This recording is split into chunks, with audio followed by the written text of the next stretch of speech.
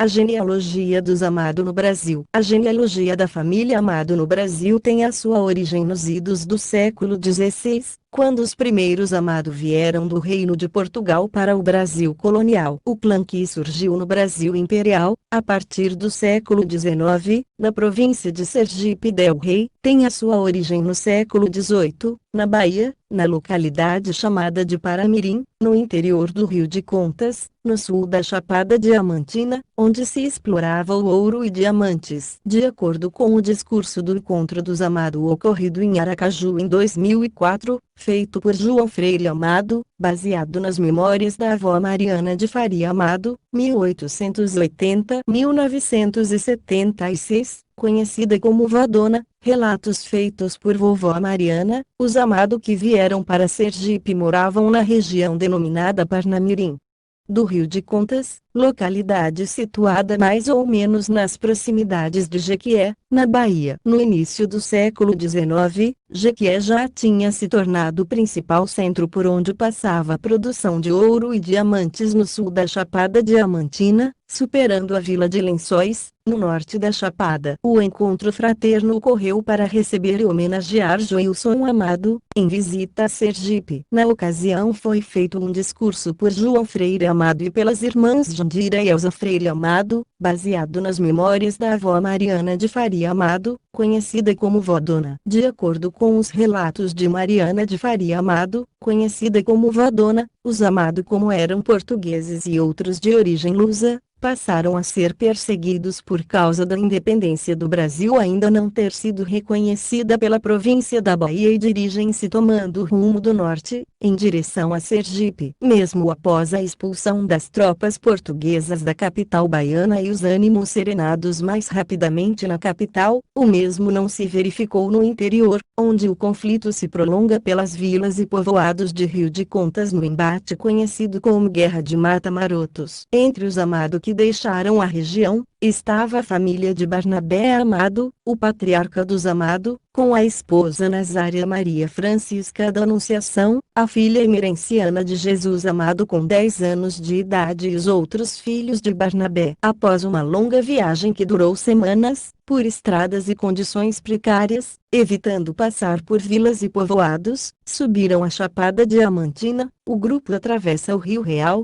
chegando na província de Sergipe del Rei. Durante a viagem, uma das mulheres Amado deu a mão para uma cigana ler, e esta falou que o marido dela iria morrer, não chegaria ao destino. Realmente, ele foi acometido por febres indefinidas e não chegou a Sergipe. E assim, continua, os Amados chegaram a Sergipe por Campos, atual município de Tobias Barreto. Daí a família tomou rumos diversos, especialmente para a estância. Durante mais de 3 séculos, o colonizador português veio ocupando e se fixando no interior da província da Bahia colonial, interpondo um obstáculo a mais, no desejo de um possível retorno à pátria-mãe. Nas vilas de Rio de Contas, Caetité e Jequié, a comunidade lusitana era bastante numerosa, atraída pela exploração do ouro de aluvião que fizera a breve riqueza do lugar. Antes da independência do Brasil, os Amado viviam nessa região onde a colonização no Rio de Contas, cujas nascentes se controvertem no Pico das Almas com as do rio Paramirim, lograram acesso à exploração das minas de ouro do Morro de Fogo nas proximidades do Vale do Paramirim. Em 1739, no Alto Sertão do Sudoeste baiano, costa que o capitão Mor Antônio Fernandes Amado vendeu a fazenda Santa Rosa, conhecida como Riacho do Antônio, localizada na atual cidade de Guanambi. Essa família surgiu a partir de 1600 com a ocupação das terras às margens direita do Rio São Francisco, na região de Paratinga. A Revolução do Porto, em Portugal, no ano de 1820, teve enorme repercussão na Bahia, onde grande era a população daquela região, e entre 1821 e 1822, iniciaram-se na província da Bahia as agitações contra o domínio de Portugal.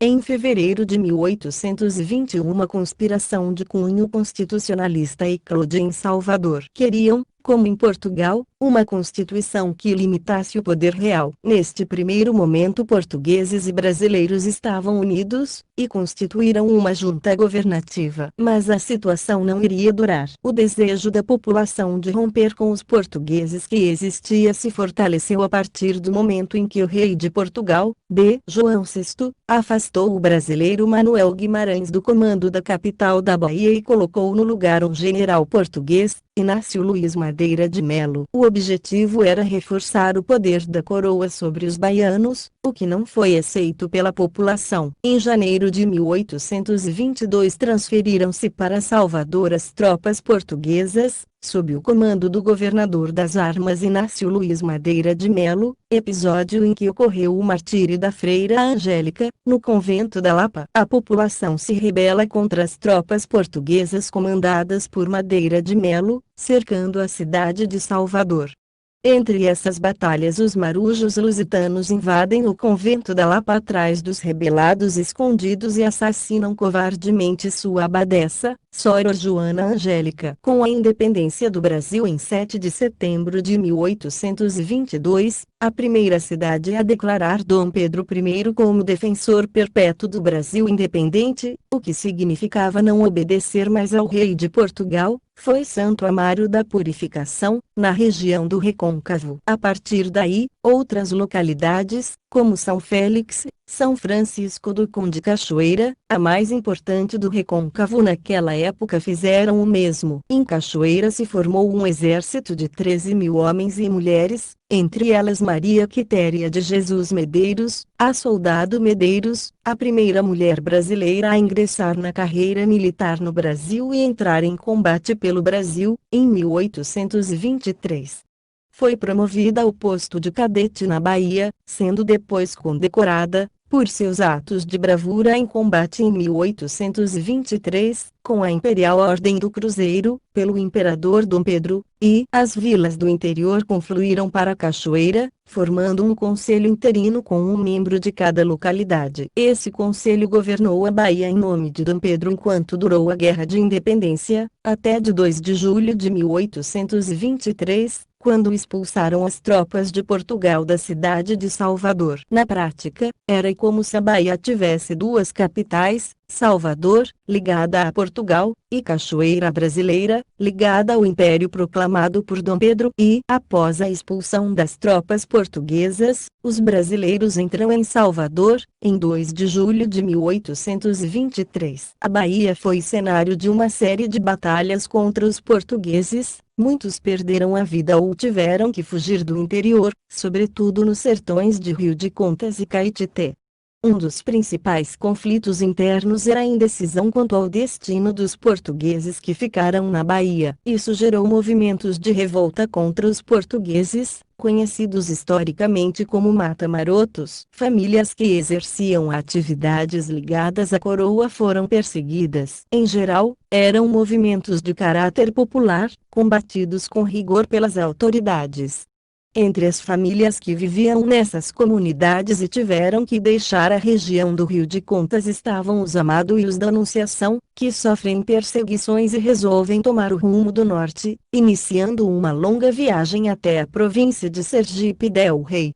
A guerra pela independência do Brasil na Bahia representa um momento de transição, quando a pessoa comum começa a participar da política de forma mais ampla. Senhores de engenho se uniram a profissionais liberais, bacharéis, pequenos produtores, negros escravizados e livres, mulheres, com uma só missão: eliminar do Brasil o poder português,